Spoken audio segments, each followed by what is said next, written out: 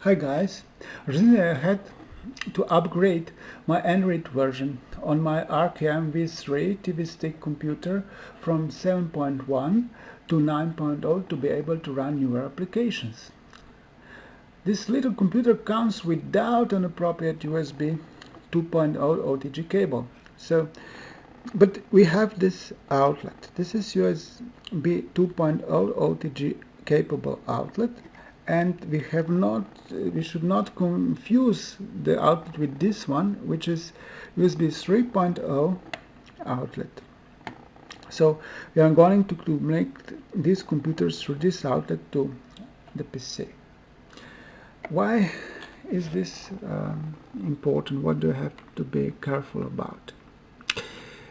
As we see, this cable is now opened. It's very simple. I use flat cable. That's why it's so short, because I have to also provide high speed, high data rate ability.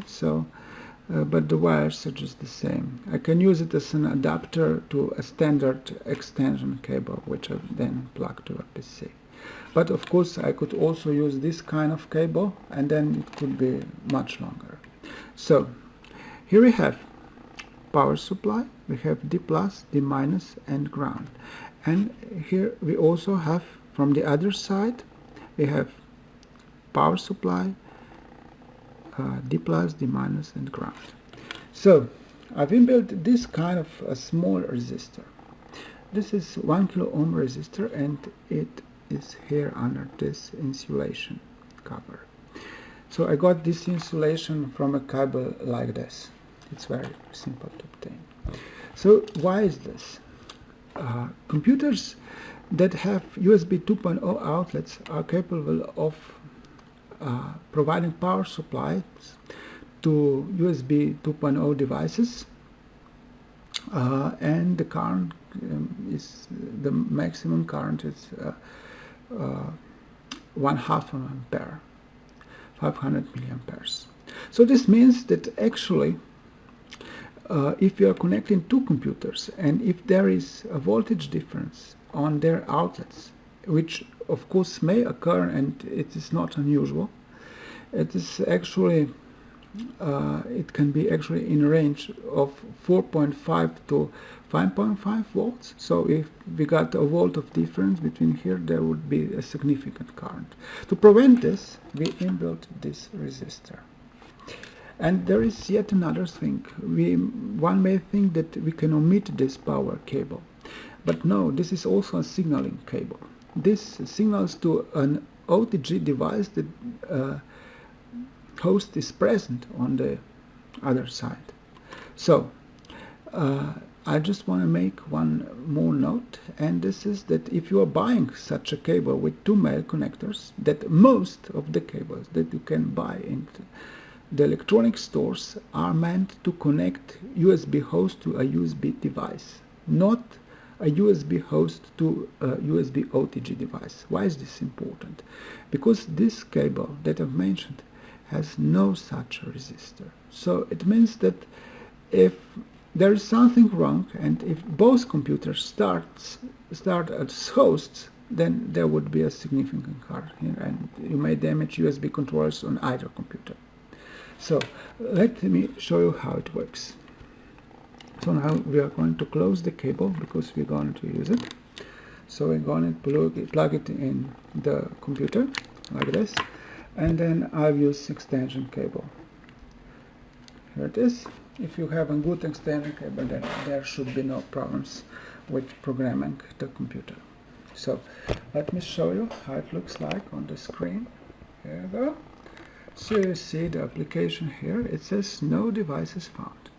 And now I'm gonna plug up the power to the small computer, and before that I'm going to press this recovery button. This is hidden here in the grill, and you need some tool to press it.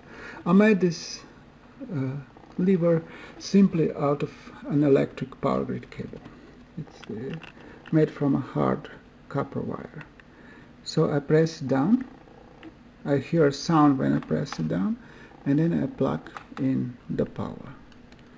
So here we go, and If I look at the application of PC, I can see that it has found now a USB device, which is my computer.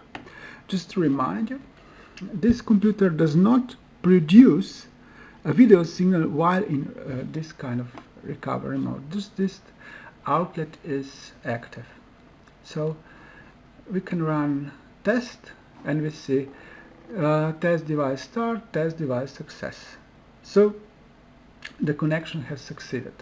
Now I'm not going to upgrade the firmware because I've already done it and I don't want to lose data or something. So I'm just going to show you how it works when it is in a normal mode. So now we're going to unplug the little computer, the TV stick computer.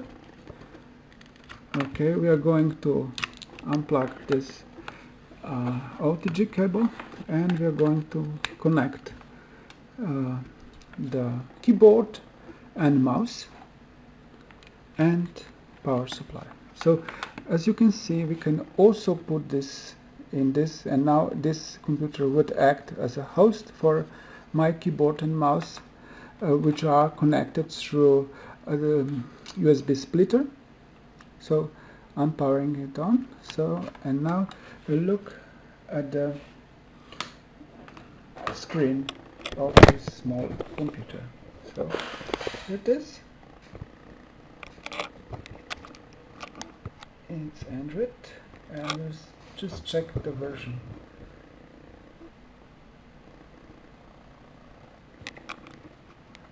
It is, and